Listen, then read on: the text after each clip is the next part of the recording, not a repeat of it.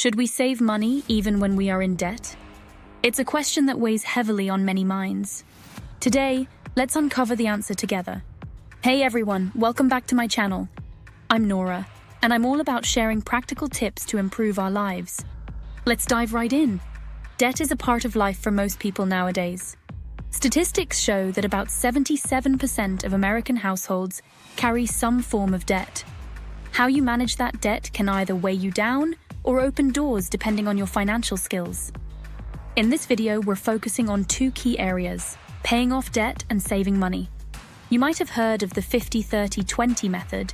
It's a neat budgeting approach where 50% of your income goes to necessities like rent and groceries, 30% to fun stuff like dining out and shopping, and 20% is earmarked for paying down debt and building savings. It works great for those in a balanced financial position. But if your debt interest eats up more than 20% of your income, your main goal should be tackling those high-interest debts head-on. Let's break down some of these types. First up, high-interest credit card debt. Interest rates here can hover between 15% to 25% annually, and they can spike even higher for folks with lower credit scores. Then there's payday loans. Talk about sky-high interest rates, often ranging from 200% to a jaw-dropping 500% annually. These short-term loans can come with hefty fees that add up fast. Personal loans follow, with rates that can range widely, anywhere from 5% to a staggering 36%, depending on your creditworthiness and lender terms. Mismanaging these loans can easily turn into a financial nightmare. Private student loans are another concern, with rates varying from 4% to 15% or more. They offer less flexibility than federal loans and can become a long-term burden if not managed wisely. And let's not forget auto loans, where rates generally fall between 3% to 15%, with used cars often carrying higher interest than new ones. It's crucial to tackle these high-interest debts first. They grow faster than you might realize, making them tougher to overcome in the long run. Now let's explore two powerful methods to help us navigate these financial waters. First, Debt Avalanche Method. Ever heard of the Debt Avalanche Method? It's a savvy strategy designed to slash your total interest payments over time by tackling high-interest debts head-on. Here's the lowdown. Start by listing all your debts: credit cards, personal loans, student loans, sorting them from highest to lowest interest rate.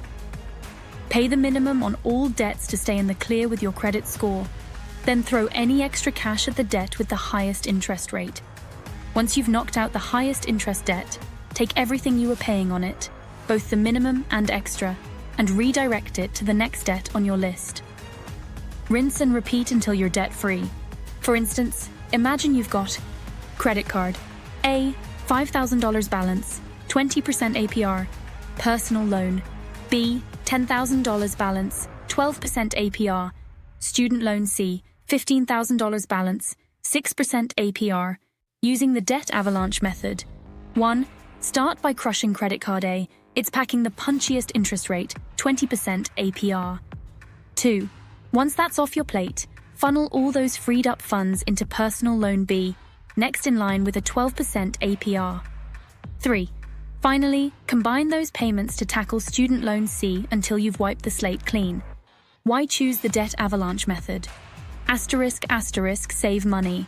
Asterisk, asterisk. Focus on high-interest debts first to slash what you fork over in interest. Asterisk, asterisk, stay motivated. Asterisk, asterisk.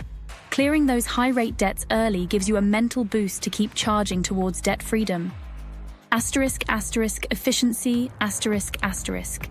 Unlike other methods, like the Debt Snowball, which starts small, this method cuts to the chase, minimizing interest payments and fast-tracking your journey to financial freedom. If you're serious about ditching debt while saving big bucks, the Debt Avalanche Method is your ticket to financial peace of mind. Now let's dive into another powerful debt payoff method, known as the Debt Snowball Method.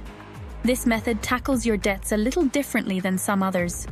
Instead of focusing on the highest interest rates first, like the Debt Avalanche Method, the snowball goes after the smallest debts, regardless of interest.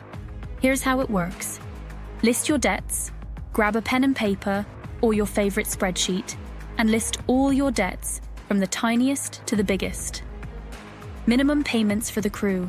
Make sure you're making minimum payments on all your debts except the smallest one. Thump the tiny terror. Throw any extra cash you have at this smallest debt until it's kaput. Roll that snowball.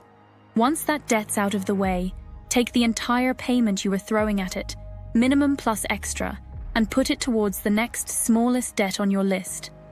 Kind of like a financial snowball, growing bigger as you go. Keep rolling until freedom. Repeat steps 3 and 4, conquering each debt one by one until you're finally debt-free. The snowball can be a great tool, especially for those who need a little motivational boost. Seeing those smaller debts disappear quickly can be a real win and keep you going. It's also super easy to understand and follow. However, it's worth mentioning that the snowball might not save you the most money in the long run. Since it ignores interest rates, you might end up paying more in interest overall compared to focusing on the high-interest debts first. Choosing between the Debt Avalanche and Debt Snowball methods, here's a cheat sheet to pick your perfect weapon, Math Whiz or Motivator. The Avalanche method saves you more money on interest in the long run, but it takes longer.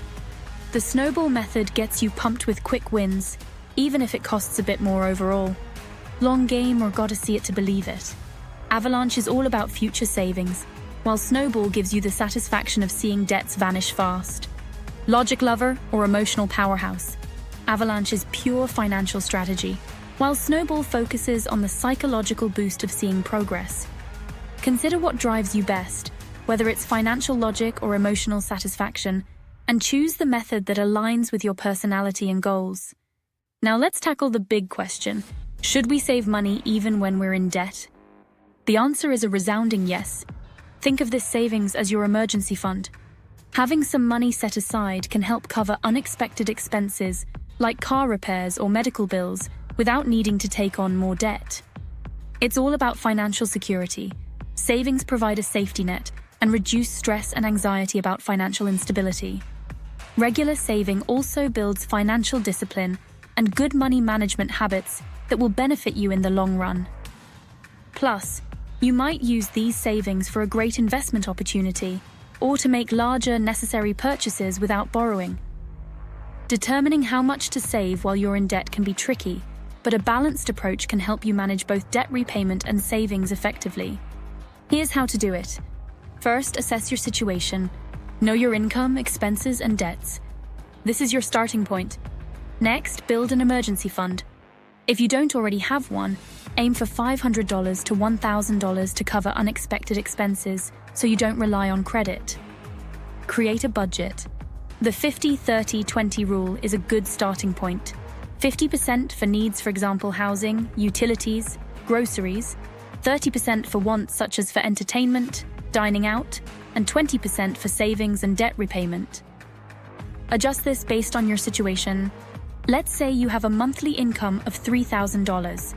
Needs take up 50%, which is $1,500. Reduce your wants to 15%, which is $450. This leaves 35% or $1,050 for savings and debt repayment. Break this down further.